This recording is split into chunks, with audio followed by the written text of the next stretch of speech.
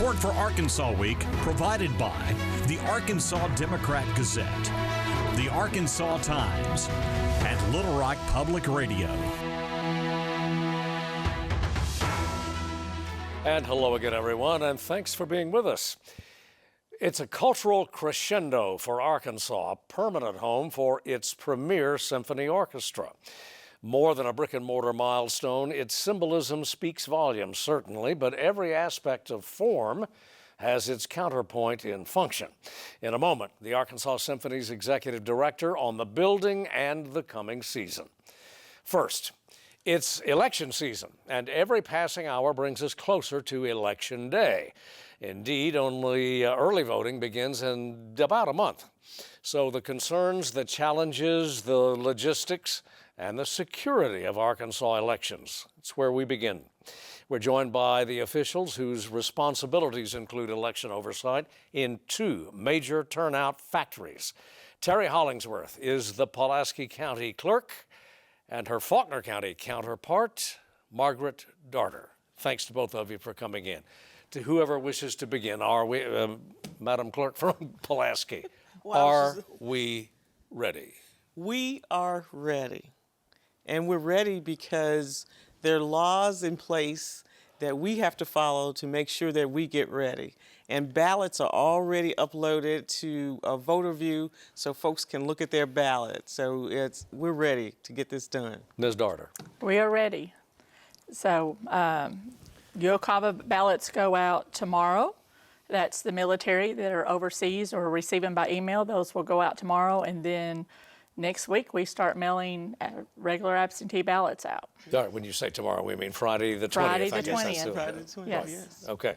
Now, we're ready, but it seems like with every election, there is a snafu somewhere down the road. The machines don't work. The printers don't work. Or some people don't get the ballot that they should. Some precincts don't get the ballot that they should. Can we avoid that? We can avoid that. And one of the ways we can avoid that, and something that we've been trying to tell folks, is that they should look at their information now. Go to VoterView Arkansas. They put in their first name, their last name, and their date of birth, and they look at their voter status. If everything is correct, they should not have a problem once they go into that early voting site or on Election Day. But if they don't see their information, that's when they need to call the county clerks and to make sure that they get their information correct. Yeah. That is correct. But that's their responsibility indeed. But yes. At the polling place, there are problems, or after the polls close, there's tabulation problems. Well, you know, Margaret and I have good relationships with our election coordinators and election commissions.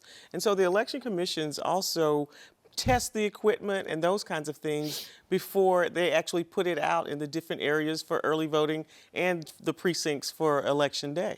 So yes, you may end up with a glitch because something may end up happening with the machine, but it's not because they haven't tested the equipment or looked at the equipment. It's just something that just may end up happening. Pure mechanical? Pure mechanical, yes. Yeah, let's start with Ms. Darter. What's new this year? Do we have something new this year in the process?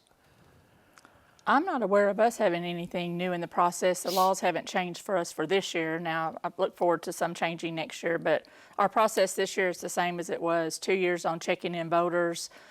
We have a lot of stuff on the background set in to ensure that our voters can get the right ballots.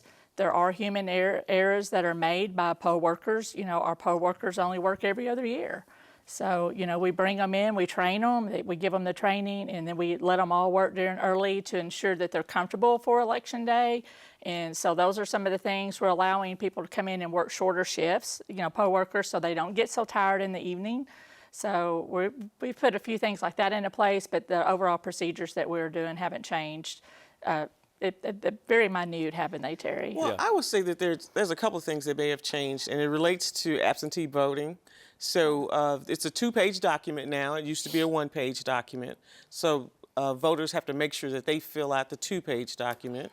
And there's another reason why you can vote absentee, and it's an observance of a religious holiday.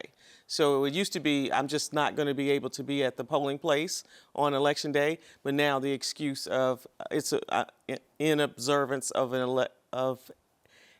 of a religious holiday is the reason why. Any turnout indications that you're picking up? And it would be, I guess, through registration. Well, we have an influx of registration, which is normal in a presidential, but we are seeing a very high influx, especially coming from the colleges here in town. Yes. Whether they turn out to vote, we won't know till election cycle, but we are processing probably 200 to 300 new applicants a day. A day? A day. Well, now you've got 3 campuses in Conway. Yes. So I'm really excited because, just like Margaret said, we've seen an influx, especially from the young people. We've had like 2,600 new registrants in the last couple of months, and 45% of those are under 30. What's powering this? Well, What's moving them to register? I'm selfish. I actually think it's the influx of Kamala Harris and Mr. Walz being in the race. It's exciting voters, and I think, of course, Trump excites people as well. So I think it's both of those things. Yeah. And they are having a lot of voter drives on campuses at this time, which is normal as well. And then we also have a booth at the fair that brings in several registrations a day from that. So it's just the people out there working on both sides. They're working hard. They both have a good grassroots, and they're out there working those grassroots at this time. As it stands now, a wet registration is the standard in Arkansas now. That is the standard, yes. Has that had any measurable impact? Would it have, well? I think that when you talk to young people, the first question I usually get is, can you do it online? No, you can't do it online. So you have to do it with this piece of paper. So I think it would probably register more people if we could actually do it that way. But I don't think that, I think that they're going to register, they're certainly going to go ahead and do the paper. So it's not a deal breaker. Yeah. Yeah. I haven't seen a major impact in Faulkner County on the signatures. I haven't received that many. I did receive a couple yesterday, but they actually turned out to be applications for an absentee ballot, and I can't accept, I have to have a real signature. It doesn't have to be original, but it has to be real, because then we're comparing that signature. When they do their absentee, they have to sign a voter statement when they return that. Those signatures have to compare, or their vote might not count. So I just explained to the voters, like, I need your real signature, so your vote will count. Well, there's still a provisional possibility, option.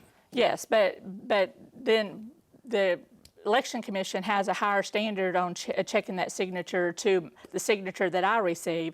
My duties aren't as strong from your voter registration to that application, but theirs is a little stronger, so those signatures need to compare. Now, none of us are experts, so we're going to give lenience to the voter, but you can't one person sign it and another person sign it and it'd be okay. Yeah, but you still cast the ballot, though. You still, well, provisional, you never know, because sometimes in order to cure that ballot, they have to bring that license back or come back, and there's no way to actually cure that provisional. Right. So we're really just checking to see if they're actually registered. So it's best that they check their information now and make sure that they don't have any issues when it comes to Election Day. So usually when a person does provisional, it's because they may not be in the system.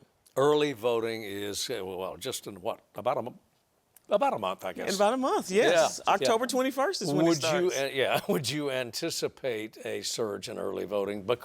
Witness the registration increase, Margaret Harder. Yes, I anticipate the first week being a very strong, heavy week. In the general, that's pretty common, that the first week people know what they want. They want to get that vote cast and get it over with, and they will show up very strong and heavy that first week, and then we'll die down. It'll still be a strong second week. I just don't believe it'll be as strong as the first week. And Pulaski's known for early voting. Yes, Pulaski is known for early voting, so I agree with Margaret. It's going to be the same way, and we're going to be excited. As a matter of fact, we're even going to have the clerk and some staff in costumes on October 31st, and we're going to all go vote together. So Are you trying to scare voters away? Or what? No, we just want to make sure that people know that voting can be fun, and it can be a whole event. Just everybody just bring their ID and let's go vote. Well, maybe some candy would help. I mean, Yeah. okay. We try to always have candy. I don't know that we're going to dress up, but we try to have candy. Well, try this one out. I mean, obviously there has been controversy over really the last 8 years, but certainly in the last 4, over the integrity of the election process in the United States. Has the security of the election process? Margaret, I feel what can you tell the citizens in Faulkner and by extension the state? we have not found any instances where there's anything wrong with our voting machines or the tabulation of our machines. They have been found to be 100% accurate when they were audited. We LNA test. Most issues happen by you not doing your testing. So LNA testing is, what they tell us over and over: test, test, test, and proof, proof, proof. So if we've done all of our jobs and we followed all of our laws, the integrity is going to be there. Terri Hollingsworth. Same way. We test our machines, and our machines are not online, so which means nobody can hack into the system. So it's very secure. Have you encountered individuals, as this reporter has, who say, I'm not going to go vote because it's going to go out into the ether, or it'll go to Indonesia, or whatever? Are you encountering skepticism on the part of some of your constituents? Margaret. I do encounter that. You have a group out there that's saying you can't trust the system and they want to go paper ballots. But, our argument is that we do have paper ballots. You can check your paper ballot before you put it into the tabulator.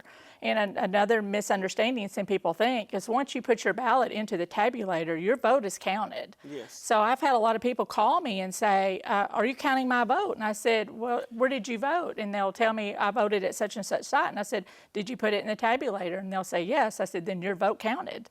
Because we don't know your ballot, so we can't go unvote you. So we want people to know that our ballots are safe and secure.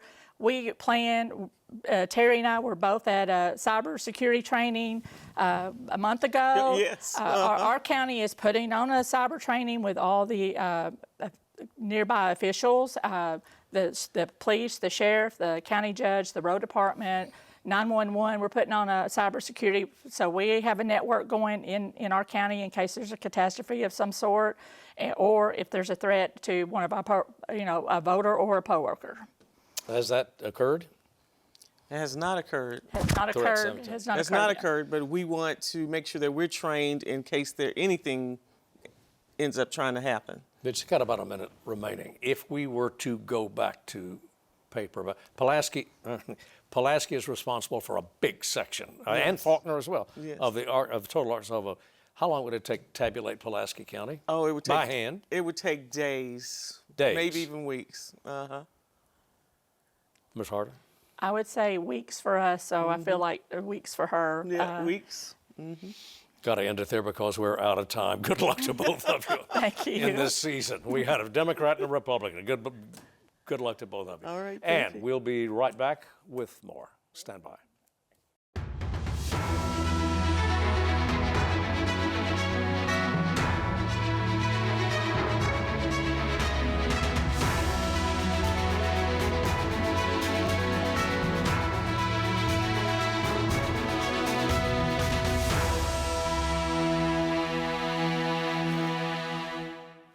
And we're back.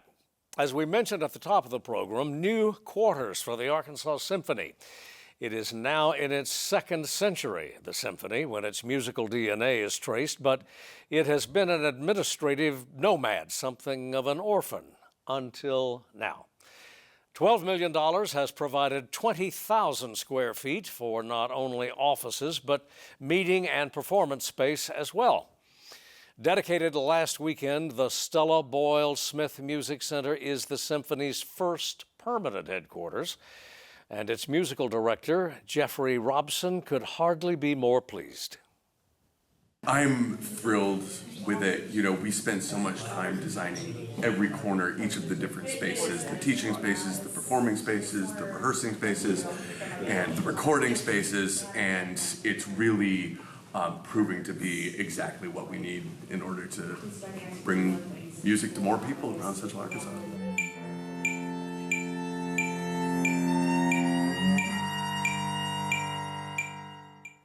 It is literally a landmark architecturally, but in a broader aesthetical sense as well.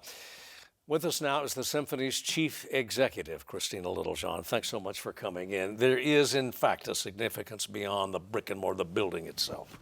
Right. Well, the Symphony, this is the orchestra's first home. It's also, the aspiration for the new music center is to be a radically welcoming hub of musical activity for all Arkansans. And so when you walk into the center, we want you to feel like you belong. We want it to be the community space. And so there's beautiful glass. So it's centered in between the Clinton Presidential Library and Heifer International. It's a beautiful space. And again, there's so much glass and you can just be part of the community there. Yeah, tell me, why is it important, a physical place? I mean, you've had office space with the St. John Center and at other places over the past decades anyway. Right. What's the... This space allows us to do our education programs, our recording programs, our concerts, our chamber music concerts. So this gives us a home that our musicians and our staff and our board can all be proud of, and our kids. So we have a lot of education programs. We have 3 youth ensembles, we have a string academy, we have a community orchestra. They're all part of the Ely Rennell Music Academy. So there's a way for people ages 4 to 104 to make music and play music together. And this provides a space for all of us to be able to enjoy that together. It's really anyone could see it as quite an accomplishment, given that not that long ago, Symphony was on fiscal life support. Yes, so 15 years ago, the orchestra was in very serious financial crisis. We were in a cash flow crisis, and it was an existential crisis. And so what we did at that moment was we worked together. So the musicians and the staff and the board pulled together, figured out a plan to get us through that. And then our goal was to not just survive, but thrive, and that's where we are today. Are you there now? Thriving? Yeah. The revenue stream. I mean, you feel good about where you are financially? I feel good. We do. We are like every other orchestra after the pandemic. We are still recovering, and our subscriptions dropped during that time. But we're excited because we have a product called a membership, so people can be members of the Symphony. It's just like Netflix for $9 a month. And so with that product, we have well over 1,000 members of the Symphony. It's a nice, accessible product, and so our halls are getting full with members. Take a moment, if you would, and explain the membership concept here, because it's pretty unique. It is pretty unique. There's only a couple orchestras in the country that are doing this, and it's like Netflix. So for $9 a month, you can come to all the concerts that you wish. So it's over 29 concerts. A member can come to. Seating availability. What's interesting is our chamber series, our River Rhapsody series, was selling out for the last several years. A lot of it was members. 2/3 of the audience were members. And so I'm excited in the new Stella Boyle Smith Music Center, we're actually able to expand that series. So we'll be doubling our River Rhapsodies so that we can accommodate even more people. But for the members at Robinson, it's not the top price seats. Those are still reserved for our subscribers, sure. but it's a lot of seats. So it's been really, really nice to be able to make music for a lot of people. Yeah, to a point that you mentioned earlier, and that the fiscal challenges for any orchestra, they're not unique to the Arkansas Symphony. No. I mean, as I read, the Boston Symphony is undergoing, is terrible. Philadelphia, even the New York Philharmonic, they're all, the LA Symphony, I think. Do you fear for the arts, not just symphonic music, but for all of the arts? I mean, in the cultural climate now that we have. I will be curious to see what the landscape looks like 5 years from now. A lot of us are using our PPP money, our government funding money that we received during COVID, and so a lot of us are using that money right now to help balance the books. And so I will be curious to see what the landscape is 5 years from now. The Arkansas Symphony, I think, is in the best position humanly possible. We've just opened our new music center. We opened it fully funded. We are working on an endowment campaign to grow our endowment, and we have the membership program, so we're seeing a return of audiences. We're adding concerts. There's not an orchestra, I don't think there's an orchestra in the country that I'd rather be a part of that's geared up to make sure that we're doing well 5 years from now.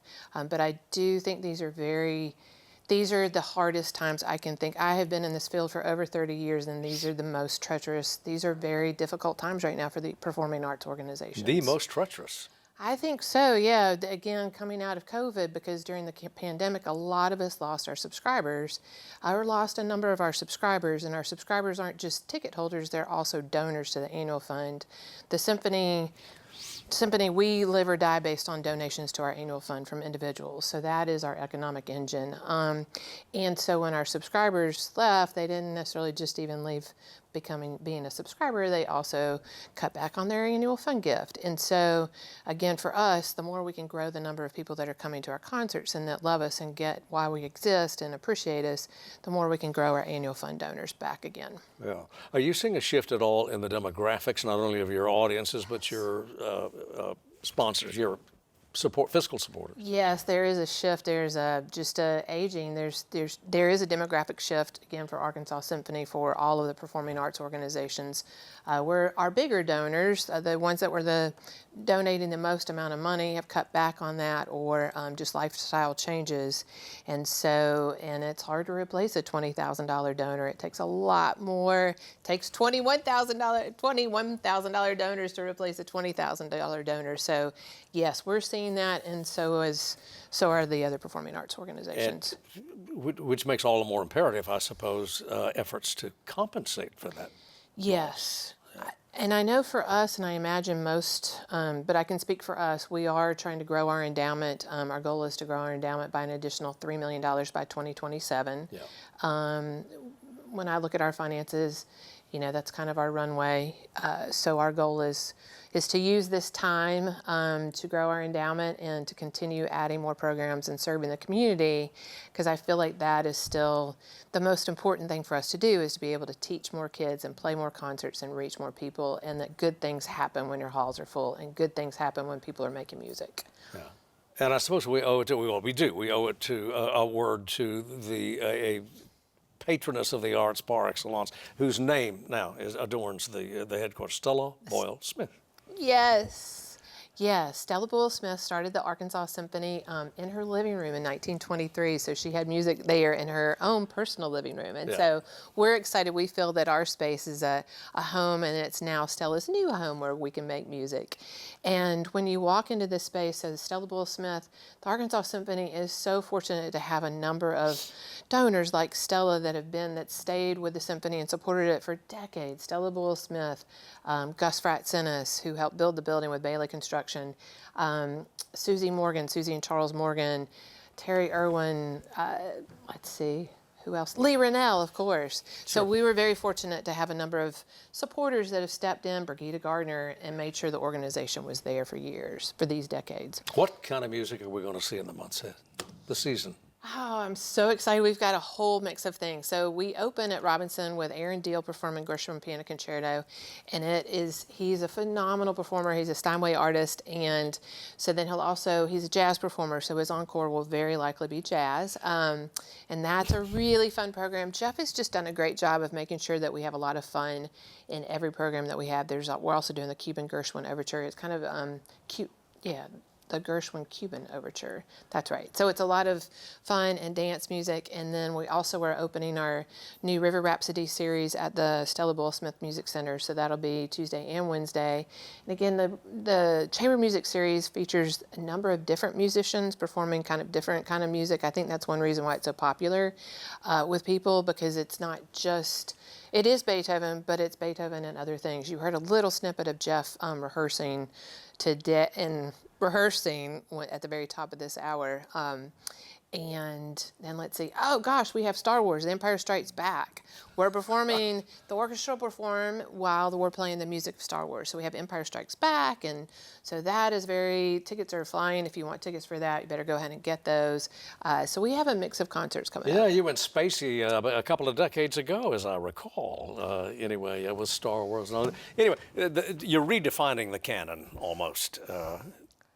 Yes, the other night, the thing is, people listen to music they're not just listening to Beethoven followed by Mozart followed by Tchaikovsky. They're listening to music on their Spotify that's music of the symphony, but they're listening to a little bit of Gershwin and a little bit of that. And then, by the way, Taylor Swift is going to show up in their feed. And just this weekend for our grand opening, we had our string quartet, and they were played for the dance party, masquerade dance party. They were playing music of Taylor Swift and music of Coldplay on theirs with the string quartet. So it is. People are listening to music in all different ways, so that's what we want to embrace, is that it's music, radically welcoming hub, a musical activity, not just classical symphonic activity. Yeah. Christina Littlejohn and the Arkansas Symphony, congratulations and have a great season. Thank you so much, Steve. Appreciate it. And come back soon. Okay, sounds great. Thank All right. you. Thanks for joining us, as always, and we'll see you next week.